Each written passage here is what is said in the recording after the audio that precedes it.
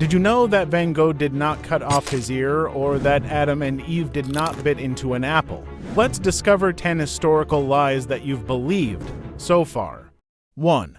The Giza Pyramids were built by slaves. Although this idea is widely spread, excavations around the pyramids have debunked this hypothesis. In fact, it seems that the pyramids were built by Egyptian laborers who took great pride in their mission to honor their pharaoh.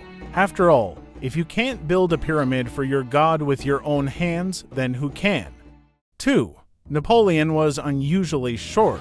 Officially, Napoleon's height was recorded as 5 feet 7 inches, which exceeded the average height at that time. The confusion about his height stems from the difference in measurement systems between England and France. The French inch was longer than the imperial English inch. The French recorded his height as 5 feet 2 inches, but the English never took the difference into account, resulting in 5 feet 7 inches being approximately 1.7 meters. 3. Marie Antoinette said, "Let them eat cake."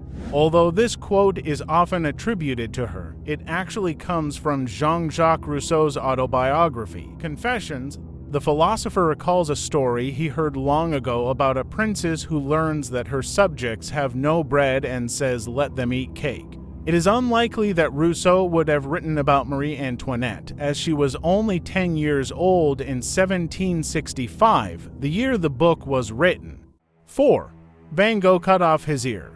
Okay, partially true. The legend goes that in 1888, the Dutch painter Vincent van Gogh, suffering from severe depression, cut off his left ear with a blade, wrapped it in a newspaper, and gave it to a prostitute. In fact, the artist did not cut off his entire ear, but only a part of the left lobe. Some historians, however, believe that Van Gogh lost part of his ear following a conflict with his friend, the French painter Paul Gauguin. 5. Nero played the fiddle while Rome burned. It is said that in 64 AD, Emperor Nero started a fire near the palace, then climbed to the top of the Tower of Maecenas, where he began to play the fiddle, sing arias, and watch Rome engulfed in flames. But according to the historian Tacitus, Nero was actually about 30 miles away when the fire broke out at his villa in Antium.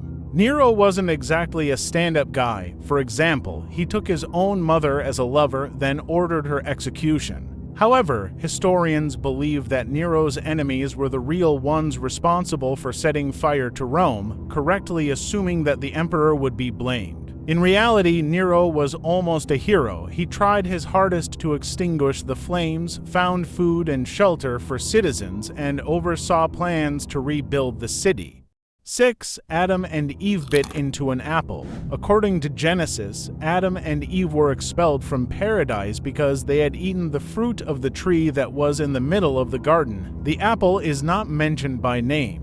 Some experts believe it could be figs, as Adam and Eve cover themselves with fig leaves, while Muslim scholars believe it could be wheat or even grapes. Ponticus, a Bible translator who lived in the 2nd century, speculated that the apple mentioned in the Song of Songs corresponds to the fruit tree in Genesis. 2 centuries later, St. Jerome made the same connection between the apple and the phrase "under this apple tree I awakened you" in his Latin translation of the Old Testament.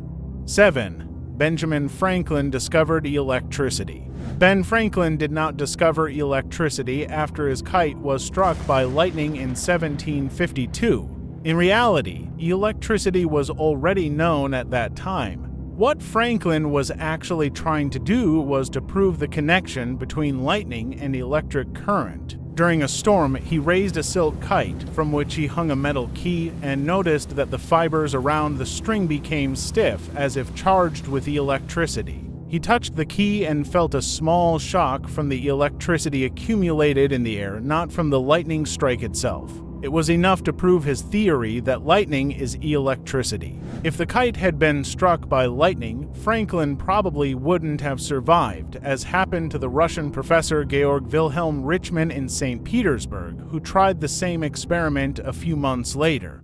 8. French peasants started the 1789 revolution. One of the reasons the French Revolution has been idealized is the argument that the poorest inhabitants of France initiated the revolt. However, history proves otherwise. The middle class started the revolution, and the minor nobility brought it to fruition. Before 1789, there were instances where the crowds of Paris rose up against the monarchy, but each time the government stood because the middle classes supported it. In 1789, things were different. Tired of excessive taxation and general corruption, the middle class and the minor aristocracy joined the revolution and sealed the fate of the French monarchy.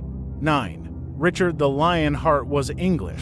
Besides Henry VIII, the most famous king of England is Richard the Lionheart, and for a long time he was considered one of England's noblest figures. However, the real Richard was of French origin, didn't even speak English, and visited England only twice. Furthermore, he imposed a series of absurd taxes and allowed the people of London to plunder Jewish shops. Richard was born in France and ruled the so-called Angevin Empire, a Norman kingdom that ruled England and a portion of the French coast between 1100 and 1200. The king despised England, considering it backward and poor, which is why he refused to learn English. His obsession with joining the Crusades eventually led to the bankruptcy of the empire and prompted his vassals to revolt against his rule. Additionally, it seems that Richard enjoyed sleeping with the wives of his allies, which, of course, did not endear him to the English lords.